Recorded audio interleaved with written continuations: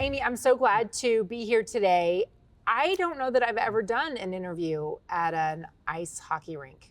I wish I could say the same because usually I'm very cold, but welcome to the practice and the home of the New York Sirens. It's amazing. I mean, it's only been a couple years for the Professional Women's League to get started, to launch. How's it going? I mean, we are doing great. I think we've exceeded any expectation that anybody had for our league. Years 1 and 2, attendance went up 27%. Our partnerships grew 50%. Merchandise sales up 100% year over year. Attendance for this season looks and is tracking above last year as well. So we feel good about our progress and feel good where we are. What's fueling the growth? Is it the enthusiasm in general around women's sports? Is it hockey-centric? Is it that people are really still looking for that live, immersive, in real life experience? You know, I think it's all of the above. I also think what's interesting is it's not necessarily the sport. I think people want to support now women's sports. And so as more men also watch women's sports, it's growing the audience. But I think it's also generational. If you're 30 or younger, maybe 32, 33 or younger, you don't know a world without women's sports because the WNBA is 29 years old, going into its 30th season next year. So you don't know a world without women's sports. And so hopefully that has just normalized. Everybody knowing that women's sports is here. It's not a big thing. But I think, you know, what the WNBA has done in the last couple of years, and Caitlin Clark and Angel Reese really bringing the sport to the next level, Paige Becker's following that, the NWSL, really players becoming personalities, has fueled and has given way for other sports to come in and ride a little bit of their coattails and make a path for ourselves. So it's a little bit of everything. Were there lessons that you learned from the WNBA that then you could apply here and try to shorten the amount of time from, you know, launching to success? Oh, for sure. I think when the WNBA launched, they felt, all right, we are going to partner you with an NBA team, and that fan will cross over because they love basketball. And there was zero crossover. If any, it was tiny. And you had to learn that you had to build and create your own audience and figure out who that was, and then start learning from data who that was. And then you start to mirror that and find more fans and grow and grow and grow. But it's been a slow burn. And we understand that, and especially through our data points, that our fan is not the NHL fan. It's additive to the NHL market. And so we're creating new hockey fans that maybe were not fans before. Well, who is your fan? Our fan are women, men, and families. We are right now about 55 men, 45 women. And so we are a little bit at that break-even point, and a lot of families. And for the families, is it that it's more accessible, that the tickets are priced right? What is helping you win with families? First of all, our atmosphere in our building is pure joy. And I think it's a place that you could bring your family, your kids, and you don't have anybody drunk, you don't have anybody cussing. It's just a wholesome environment where truly you come in and all you feel is the joy and the happiness from the players to the fans. So it's a safe space for you to bring your family. And the hockey is great, and it's affordable, it's accessible, and you're going to have a good time. You can afford to go and have a good time with your family. The other thing is that the WNBA is in the middle of a collective bargaining agreement negotiation. Apparently it's pretty tense. Mm-hmm. I know that, is it 8 years that you have for your players that has been done already? Do you have an 8-year deal? Yeah. How is your approach to salaries and working with the players different than what you've seen in other professional women's sports or professional sports in general? Yeah, I think to Mark Walter's credit, our owner, he said before this league launches, we need to collectively bargain with the athletes and have a CBA in place. And so before he said, I'm going to do this, a CBA had to be in place. So from day one, we've had an 8-year CBA in place. And that has given us stability to understand that we have our players in place. We know what the salary cap is. They understand what all the rules and the guidelines are and what comes with being a player in the PWHL. From a business standpoint, it gives us a very long runway to get our business to a point where we can grow and maybe not have all of the pressure. You know, year one, our KPI was we need to be professional, right? Not knowing what to expect. Whatever we do, be professional. So we know we have this 8-year runway. And, you know, we have a good relationship with the Players Association. And we hope that when we get to the point with the next CBA, that we can have, productive conversations out of the media and come to an agreement that makes everybody happy. I mean, we don't mind if it happens in the media because it makes things exciting for us. But if the other thing that has happened is that the Players Association has agreed to transparency where salaries are concerned, so that one player and their agent might know what another player is making as well. How does that benefit the league overall? How does it benefit the players? Well, ultimately, you want your players to be happy. Your league is made up of the players. They are the product. So you want your players taking the ice, taking the court, the field, in a place where they feel good. And if they want transparency around salaries, then that's their prerogative. And it's no downside for us. Ultimately, it's on the teams and the GMs to build a roster with their salary cap to go win the Walter Cup. But if the players are happy, we have a happy league.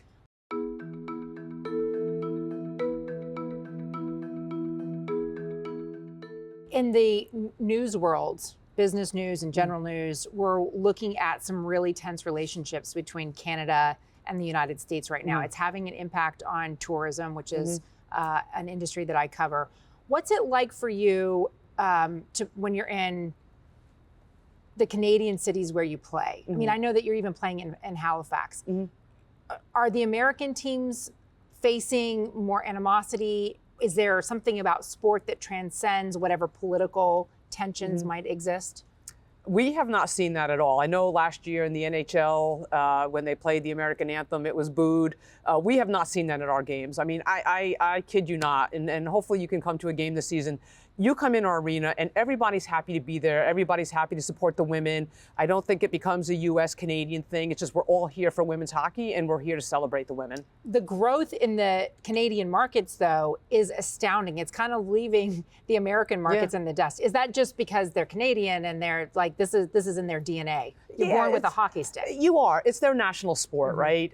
There's more Canadian hockey players than there are US hockey players. They are born to get on skates. And, one of our colleagues, her 3-year-old son is already skating maybe better than 12 and 13-year-olds. And so it's just their DNA, and that's okay. The challenge is on, and our US teams know it. But at the end of the day, if someone said to us 2 years ago that Boston would be averaging 5,000-6,000 fans, Minnesota would be averaging 5,000-6,000 fans, we would have been like, that's great.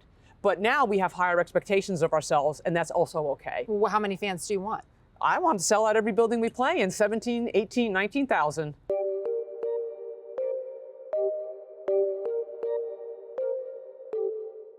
Are there cities where you think, okay, it's nice that they already have the arena, but we need our own? Yeah, it's an interesting conversation because for us today, an arena between 10 to 12,000 is probably the right size for us today. 17, 18,000, a little big. Even in Canada, maybe a little bit big. But the infrastructure for sports is not built for women. You build for the men, and then the women have to back your way in and play there. I don't know if we'll ever get to the point where there are women purposely built facilities. Shout out to KC Current, who built a soccer stadium for their women's team only, and it's been a huge success, but would certainly love to see more of that around every league.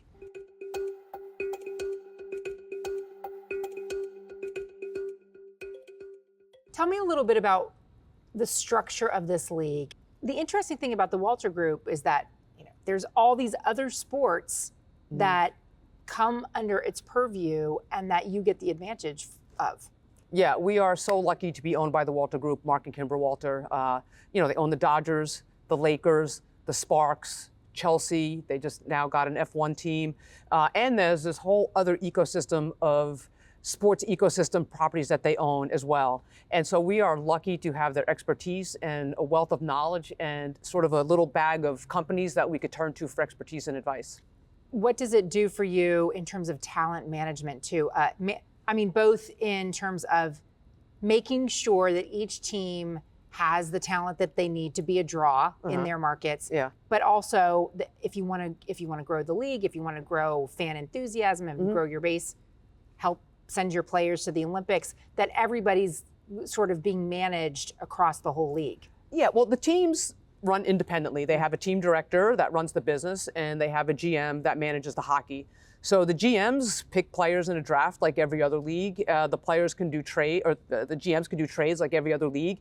There are players that are then outside of their contracts that they could sign. So the teams build their teams and their players just like any other team in pro sports. And so there's no difference in how the product is put on the ice than the NHL or the WNBA, NBA.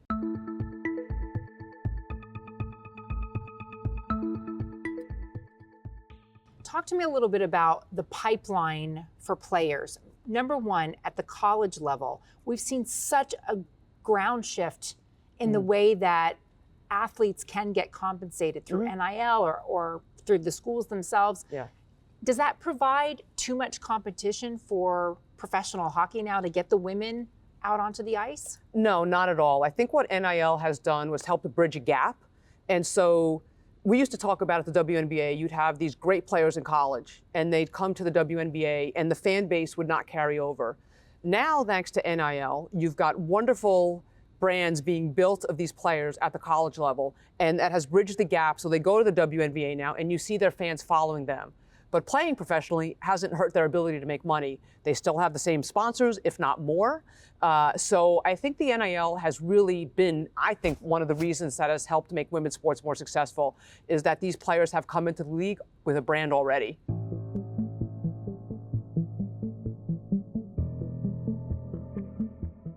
The PWHL, what's the impact with youth hockey? Is it all on girls playing hockey, or do you anticipate that there will be some impact on boys hockey as well? I don't know the numbers on boys hockey, but what I can tell you is that on the girls' side in the U.S., there's now just about 100,000 girls playing youth hockey. That number's grown 41% over the last 10 years. Wow. So we hope that that number will continue to grow. On the Canadian side, they're at 115,000 girls. That number has grown 30% over the last 3 years. So I'd like to think that we've had a small role in that growth, and that number will continue to grow because we're here, because we're giving girls opportunities, we're getting kids on the ice, we're getting them coaching, we're getting them equipment, we're getting them ice time. So I'd like to think that number will continue to elevate. But also for the girls, they're seeing grown-ups like them out on the ice doing it. Yeah, I think when you come to our games, we've developed this wonderful culture of kids bringing in signs. And you see so many now saying, you know, future PWHL player, or I want to be like Pooh, or I want to be like this player, that player. And so you see the spark in their eyes, and that the fact that they can actually have that dream is wonderful. It's why we're all here every day.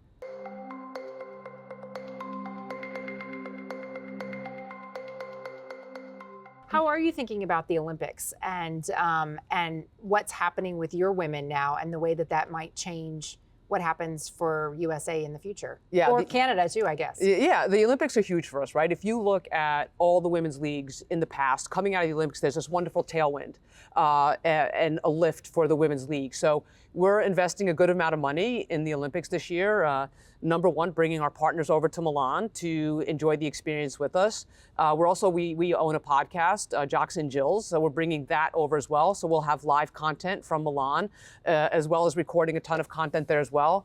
We will have Billie Jean and Alana there as well to entertain our clients. But I think the important thing is, you know, 25% of our players will be participating in the Olympics, not just USA and Canada, but Czechia, Finland, other countries as well, Switzerland. So we have other players participating with other countries. But for us, the most important message coming out of there with our players is that elite women's hockey is not just around every 4 years. Elite women's hockey is available every year through the PWHL, and you don't have to wait for the next Olympic cycle to enjoy these athletes and what they bring to the ice.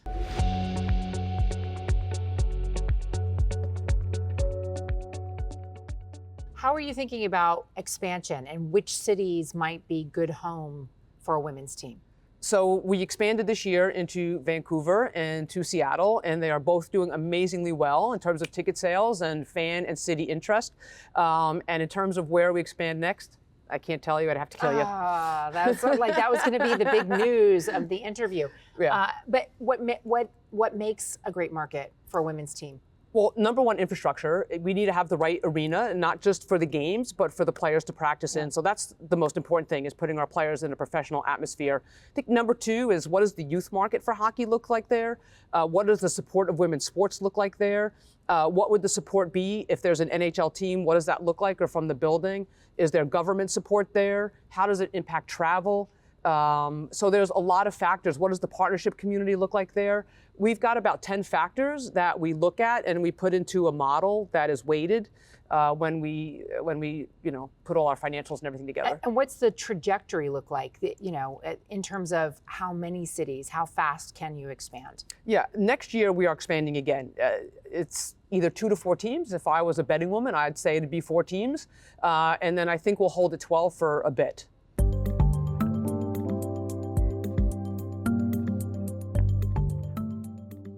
If you were a betting woman, it would likely make headlines because betting is making headlines right now. Walked right into that. Yeah.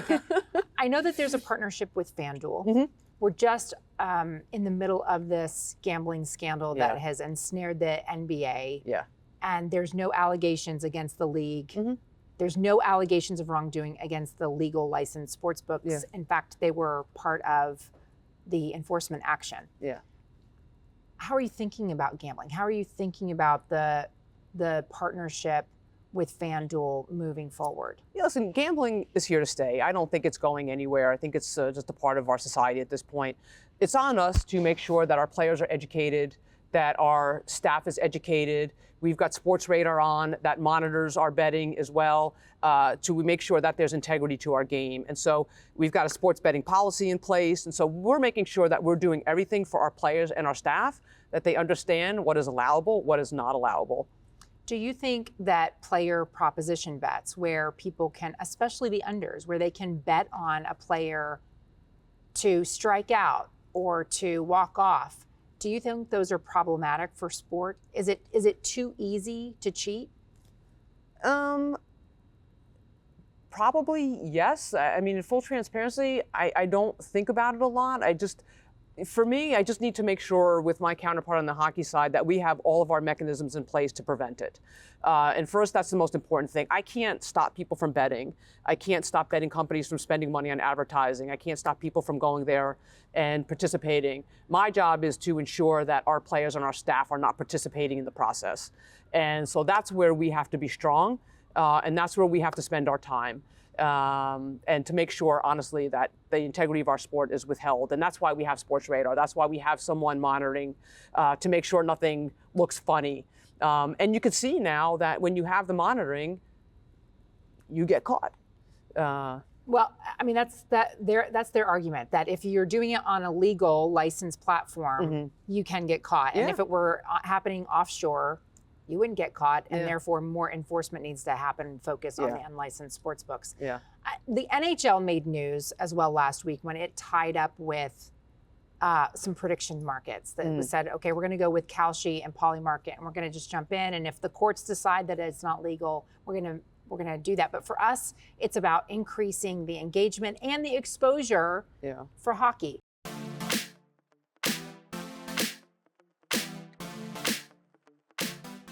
Where are you finding that fans are getting exposure to hockey, and where are you finding the most bang for the buck in terms of engagement?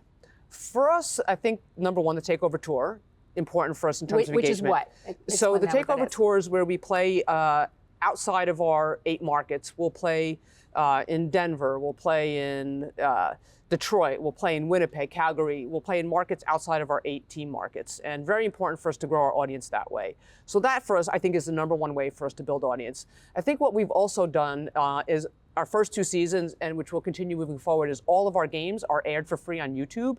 So while we have TV partners, we also air our games on YouTube. And so we have found that 108 countries are watching our games on YouTube. Wow. And so that is pretty big for us. And listen, I think social media, for sure. We want to work with our players to help build their brands. But I also think OPM, other people's money. How could we use our partners and what they have in terms of assets to help build our players, build our brand as well? We can't do it alone. We need our partners, we need our media partners to do that for us.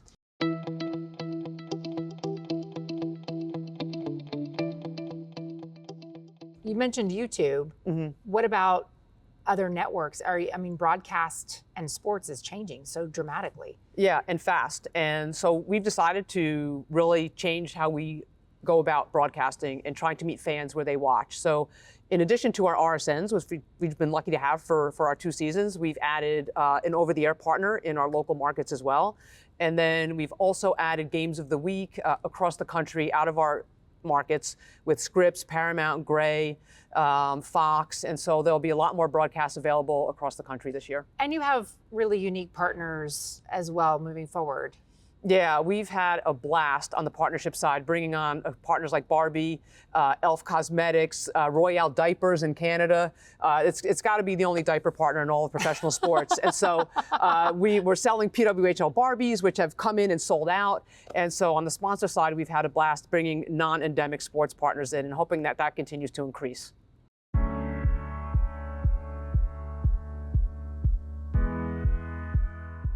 You don't have a commissioner. I mean, you're basically acting in the role of commissioner and managing a lot of this. What's your relationship with with Gary Bettman at the NHL? Mm-hmm. What's the relationship between the women's league and the men's league? It's great. So I have a contact at the NHL. Her name is Susan Coig. She's an EVP there, and I've known her for eons. And so Susan and I talk daily, and they could not be more supportive of us as a league. And I call her for advice. We've been talking with them about the Olympics. When I wanted to go to cities for the Takeover Tour, she was my first call.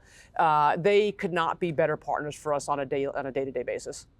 And do you think that is there an advantage if there's public tie-ups in the future, like,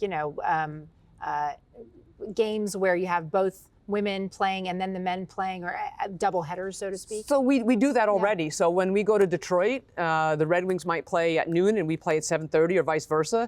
Same thing when we went to Denver with the Avalanche. So we do that already. That'll happen this year at Climate Pledge Arena with the Kraken. They're separate ticketed games, but last year in Detroit, we had a big group that stayed for the Red Wings and came to our game. And we love the idea of sort of the old baseball day-night doubleheader.